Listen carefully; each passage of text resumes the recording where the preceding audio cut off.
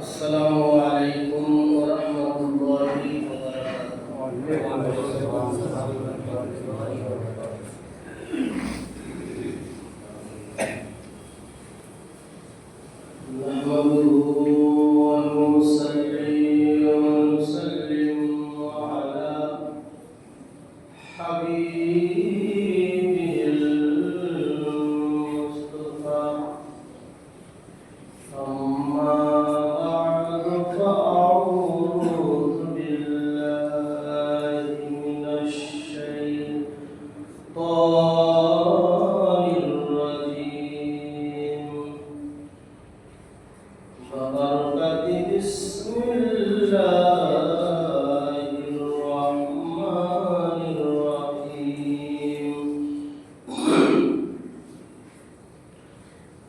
أينما تكونوا يدرككم الموت ولو كنتم في بروج مشيدة صدق الله مولانا العظيم وبلغنا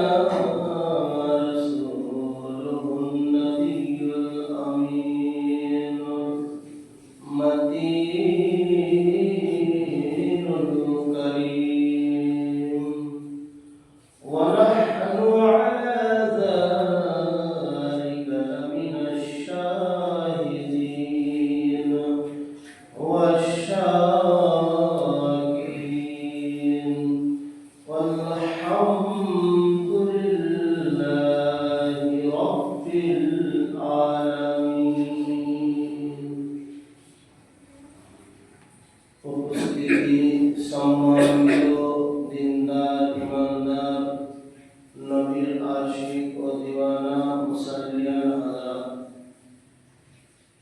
সমস্ত হামদ ও তারিফ প্রশংসা গুণগান সেই আল্লাহ সুবহানাহু ওয়া তাআলার জন্য,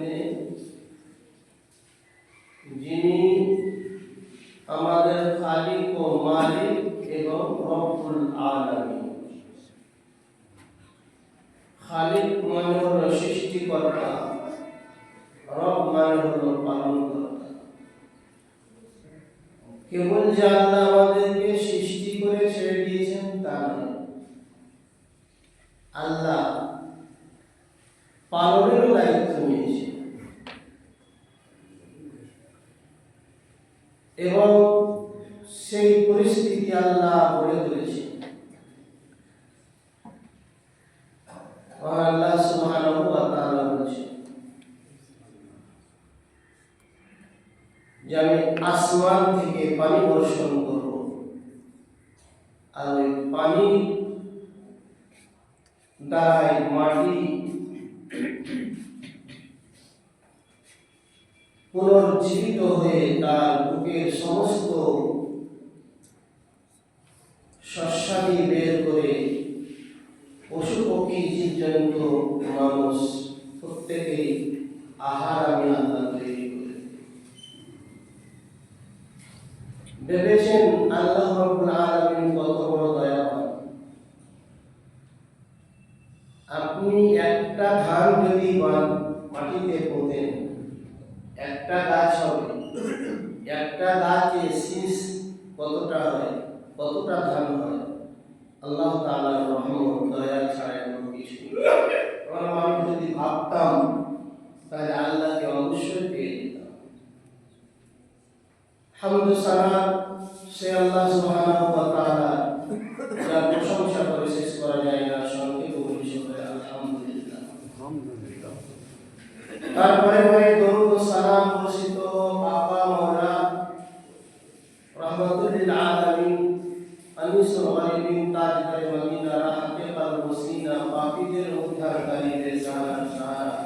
আমিনাল দুলার আহমদী মুস্তাফা সাইয়্যিদনা মুহাম্মাদুর রাসূলুল্লাহ সাল্লাল্লাহু তাআলা আলাইহি ওয়াসাল্লামের প্রতি শত কোটি কোটি দরুদ ও সালাম বর্ষিত অর্পিত হোক।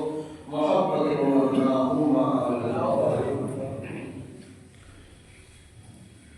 আল্লাহ তাবারক ওয়া তাআলা এমন একটা জায়গায় আমাদেরকে নিয়ে এসেছেন, বসার সুযোগ করে দিয়েছেন যে পৃথিবীর মধ্যে এর চাইতে আর ভালো জায়গা হয় না। মসজিদ এমনই একটা পবিত্র পাক জায়গা। রাসূল পাক সাল্লাল্লাহু তাআলা আলাইহি ওয়াসাল্লাম বলেন,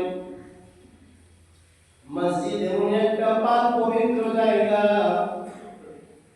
কোন বান্দা যদি পবিত্র অবস্থায় যদি মসজিদে প্রবেশ করে, প্রবেশের সময় যদি দোয়া করে আল্লাহুম্মা আফতাহলি আবওয়াবা রাহমাতিক, এই দোয়াটা পড়ার সঙ্গে সঙ্গে ওই বান্দার জন্য আল্লাহ রাব্বুল আলামিন রহমতের দরজা খুলে দেন, দয়ার দরজা খুলে দেন।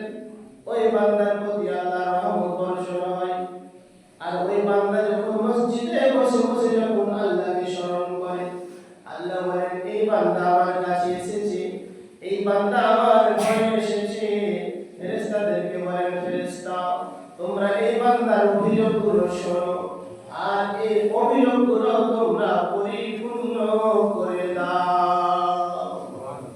এই মসজিদ এমন একটা জায়গা, আপনি যদি কিছুই না জানেন, পবিত্র অবস্থায় যদি মসজিদে প্রবেশ করেন, আল্লাহ তাআলা ফেরেশতাদেরকে কিরামান কাতিবিন ফেরেশতা রয়েছেন, বাম ঘাড়ের ফেরেশতাকে বলবেন তুমি স্টপ হয়ে যাও, থেমে যাও, এই মসজিদে প্রবেশ হয়েছে, এখানে কোনো গুনাহ লিখিও না। আমার বান্দা কিছুই না জানুক তবু আমার ঘরে এসেছে। ডান ঘাড়ের ফেরেশতাকে আল্লাহ বলেন তুমি যত পারো নেকি লিখতে যাও, নেকি লিখতে যাও, তোমার হাত যেন কামাই না যায়। এমন একটা পবিত্র জায়গা যার নাম মসজিদ। প্রত্যেক গ্রামে প্রত্যেক পাড়ায় মসজিদ আজকাল হয়, কিন্তু ওই মসজিদে যাওয়ার আমাদের নসিব জুটে না। মসজিদে যাওয়ার আমাদের সুযোগ আমরা পাই না। যদি খুব টেনে হিচড়ে যদি সুযোগ তৈরি করি তো জুম্মার একটা দিন আসি, তারপরে আমরা ঘুরে যাই। আচ্ছা বাবাজি বলেন, আল্লাহ বলেন রব্বুল আলামিন আমি হলাম পালন কর্তা, আমি হলাম পালন কর্তা, আল্লাহ লালন পালন করবেন। মানে কি আল্লাহর কাছে পুরা খাজানা রয়েছে, আপনি ধন চান ধন আল্লাহ দিবে, মাল ধন টাকা পয়সা জমিদারি মান সম্মান ইজ্জত আল্লাহ দিবে। আল্লাহ বলেন ওয়া তুইজ্জু মান তাশাউ ওয়া তুযিল্লু মান তাশাউ বিয়াদিকাল খায়র ইন্নাকা আলা কুল্লি শাইইন কাদির। আমি আল্লাহ যাকে মানুষ সম্মান দিই, ওই মানুষ সম্মান কেউ করে নিতে পারে না, আর যাকে আমি বেইজ্জত করি তাকে কেউ ইজ্জত দিতে পারে না। ইন্নাকা আলা কুল্লি শাইইন কাদির, আল্লাহ প্রত্যেকটা জিনিসের উপরে ক্ষমতাবান। এ বাবা জীবন আমার, যেই জায়গায় আপনাকে যার কাছে যে জিনিসটা জানা দরকার সেই জায়গায় গেলেন না। আপনার অসুখ হলে ডাক্তারের কাছে যাবেন, আপনার অন্য কোনো বিমারি হলে আপনি হসপিটালে যাবেন, আপনার অসুখ সারাবার জন্য বিমারি সারাবার জন্য হসপিটাল নার্সিং হোমে যেতে হবে। কিন্তু যখন মনের বিমারি হয়ে যাবে, শয়তান যখন আপনাকে ঘিরে নেবে, আপনার দিলে যখন শয়তান ভাষা বেঁধে নেবে, আপনার অন্তরে যখন শয়তান নিজের পবিত্রতা বের করে দেবে, আল্লাহ বললেন তুমি পবিত্র হয়ে মসজিদে এসো রে বান্দা, আমি তোমার মনের সব কালিকে মুছে দিয়ে আমার নবীর নূরের দ্বারাই ওই মনটাকে পবিত্র করে দেব। বাবা আমরা আসতে পারছি, এত সুন্দর জায়গা আমরা আসতে পারি। রব্বুল আলামিন আমার আল্লাহ বলেন আমি রব্বুল আলামিন পালন কর্তা, আমি তোমাকে কোনো চিন্তা করতে হবে না। আল্লাহ বলেন ইযা নুদিয়া লিস-সালাতি মিন ইয়াউমিল জুমআ ফাসআউ ইলা যিকরিল্লাহ।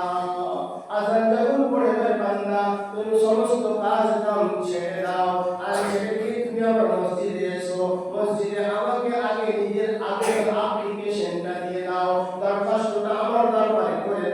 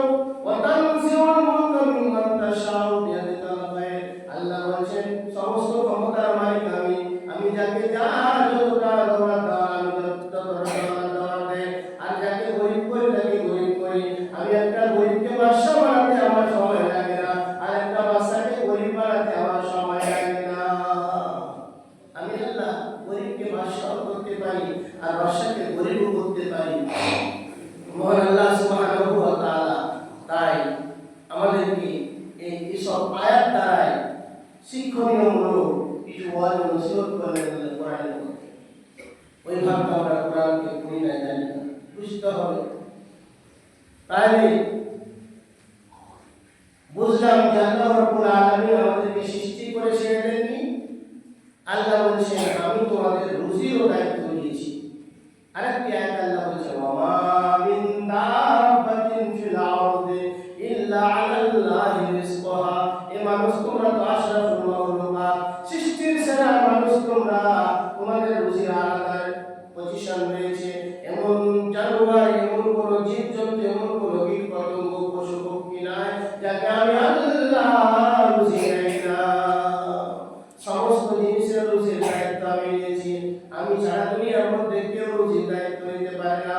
হযরত সুলাইমান আলাইহিস সালাম আল্লাহর বিশিষ্ট পয়গম্বর। সুলাইমান নবীর ক্ষমতা বেশি ছিল। কেমন ক্ষমতা বেশি? জিন তার কবজায় ছিল, বাতাস তার কবজায় ছিল, পশু পক্ষী তার কবজায় ছিল। এতগুলো ক্ষমতার যখন মালিক হলেন হযরত সুলাইমান নবী, আল্লাহকে বললেন আল্লাহকে বললেন মাবুদ, আমি আপনার সৃষ্টিকে একদিন দাওয়াত করে খাওয়াতে চাই। আমার আল্লাহ বললেন আমি হলাম রব, আর দুনিয়ার কোনো ব্যক্তি রব হতে পারে না। লালন পালনের দায়িত্ব আমার উপর আছে, অন্য কোনো বান্দা যদি চেষ্টা করে হবে না।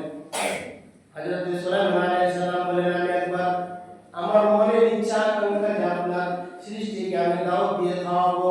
সুলাইমান নবী একদিন নয়, 2 দিন নয়, 40 দিন ধরে খাবার রান্না করলেন। শুধু মানুষ নয়, জিনকেও লাগিয়ে দিলেন খাবার তৈরি করতে। মানুষ আর জিন মিলে 40 দিন ধরে খাবার রান্না করলো। রান্না করার পরে খাবারের পাহাড় লেগে গেল। আল্লাহ রাব্বুল আলামিন বললেন মাবুদ, আমি এত খাবার রান্না করেছি, আপনার সৃষ্টিকে আমি খাওয়াতে চাই।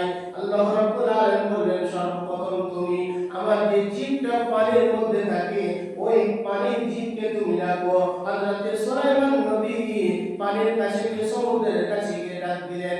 বাবা যখন ডাক দিলেন, একটা বিরাট আপনার মাছ বেরিয়ে এলো। আর ওই মাছ যখন এলো, হযরত সুলাইমান নবীকে বললেন কি ব্যাপার? বলে আজকে তোমার খাবারের দায়িত্ব আমি আল্লাহর কাছে পারমিশন নিয়ে আমি সুলাইমান নবী তোমার খাবারের ব্যবস্থা করে দিয়েছি। হযরত সুলাইমান নবী যখন এই কথা বললেন, ওই মাছটা এত বিশাল আকারের ছিল, তাফসীরের মধ্যে লিখছে যে যখন নিজের মুখটা পাক করলো, মনে হচ্ছে একটা আসমানে চলে গেল, একটা পাতালে চলে গেল, এমন বিরাট আকৃতির মাছ। ওই মাছ যখন খাবারের দিকে অগ্রসর হলো, কিতাবের মধ্যে লেখা রয়েছে হযরত সুলাইমান নবীর 40 দিন ধরে জিনার ইনসানের রান্না করার খাবার 1 মিনিটের মধ্যে ওই মাছ খেয়ে ফেললো। তাই আল্লাহর কুদরতের সামনে কেউ টিকে থাকতে পারে? আল্লাহর রহমতের সামনে কারোর কিছু চলবে? আল্লাহ রাব্বুল আলামিন সৃষ্টিকুলকে লালন পালন করছেন, কিভাবে কাকে রুজি দিচ্ছেন আল্লাহ জানে। ওই মাছ বলছে যে আরো আমার খাবারের দরকার। এরকম খাবার দিনে আল্লাহ আমাকে 3 বার খাওয়ায়। মা যখন এই কথা বলল, হযরত সুলাইমান নবী আর সুজদান, উনি সাজদায় পড়ে গেলেন। সাজদায় পড়ে কাঁদেন, মাবুদ গো, আমি ভুল করেছিলাম, আমি নিজের অহংকারে আমার মধ্যে এসে গিয়েছিল। মাবুদ তুমি হলে রব্বুল আলামিন, তুমি ছাড়া কোনো জীবকে কেউ লালন পালন করতে পারে না। তুমি পালন কর্তা, আল্লাহ ছাড়া কেউ লালন পালন করতে পারে না। তাই আমরা বুঝতে পারলাম যে লালন পালনের দায়িত্ব সৃষ্টির পরে পালনের দায়িত্ব আল্লাহ নিয়েছেন। যখন আল্লাহ এই কথা বললেন, তাহলে আমাদেরকে করতে হবে কি? আল্লাহ বললেন তুমি একটু মরণকে স্মরণ করে জীবনযাপন করো। কারণ এই যে দুনিয়ায় তুমি বসবাস করছো, তুমি ভেবে দেখো যে এই দুনিয়ায় তোমার পূর্বে তোমার দাদা, পরদাদা, নানা, পরনানা কতজন আত্মীয় স্বজন ছিল, তাদের নামটা তুমি দলিলে পাবা, কিন্তু বাস্তবে তারা নাই। বাস্তবে তারা নাই গেল কোথায়? বলে তোমার মতো এই জায়গাতে, এই বাড়িতে, এই গ্রামে বসবাস করতো, আর তারাও তোমার মতো সারা জীবন পরিশ্রম করেছে। একদম সকাল থেকে রাত পর্যন্ত পরিশ্রম করে এই জমি জায়গা ঘরবাড়ি করে তারা আবার মাটির তলে চলে গেছে। এটা হলো বাস্তব জীবন। এই জন্য আল্লাহ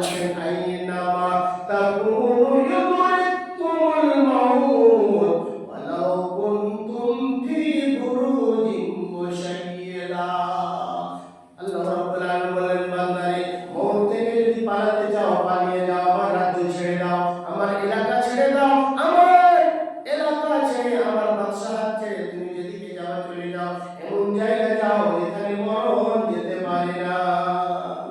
এমন একটা জায়গা বলেন তো যেখানে মরণ যেতে পারে না। এমন একটা জায়গা আপনি বাছেন যেখানে মরণ যেতে পারে না। আল্লাহ বলেন তুমি পালাও, আফিরু, তুমি পালিয়ে যাও।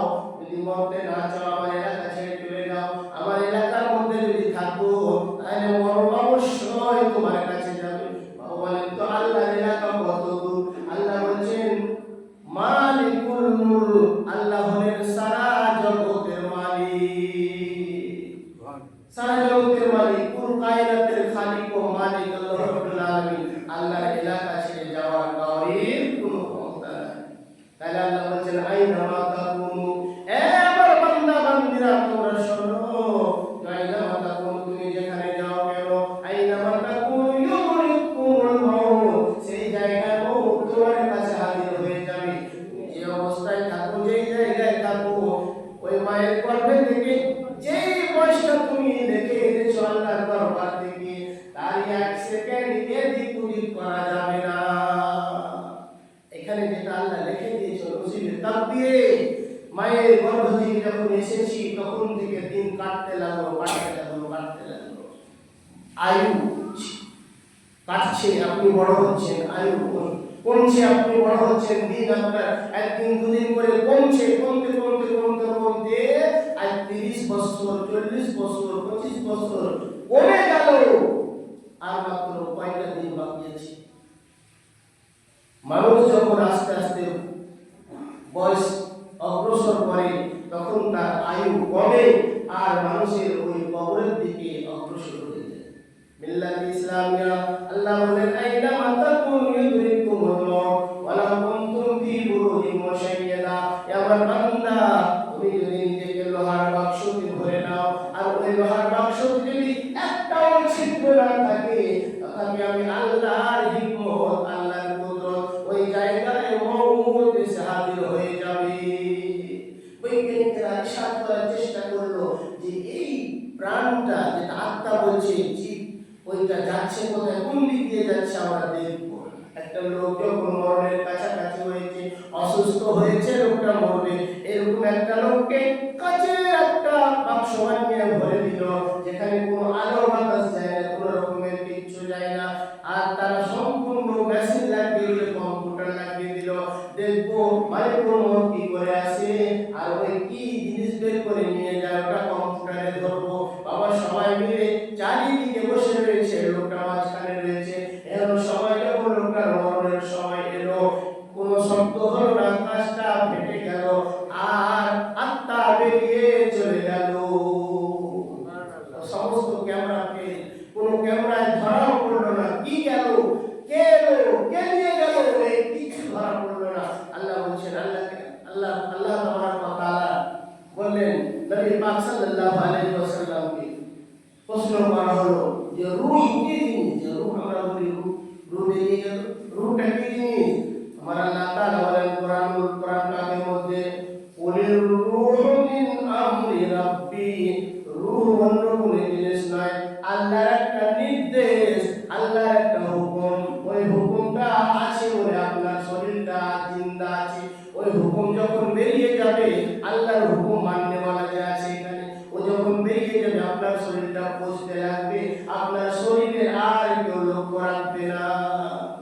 তো বাবা, অহংকার করার কিছু নাই, আমাদের মরতে সবই হবে, এই দুনিয়া ছেড়ে যেতে হবে। কাজে আমরা যেন সচেতন হয়, আজ আমরা যেন নিজেকে ভাবি যে আমার এই জগৎ ছেড়ে আমাকে কবরে যেতে হবে। তো কবরে যাওয়ার আগে আল্লাহ রাব্বুল আলামিনকে রব বলে মেনে তার কাছে এসে, তার ঘরে এসে আমাকে নিজে আমলটাকে বৃদ্ধি করতে হবে। আল্লাহ তাআলা যেন আমল করার তৌফিক দান করেন। ওয়া আলাইকুম ওয়া রাহমাতুল্লাহি ওয়া বারাকাতুহু। জিনাদের সুন্নাত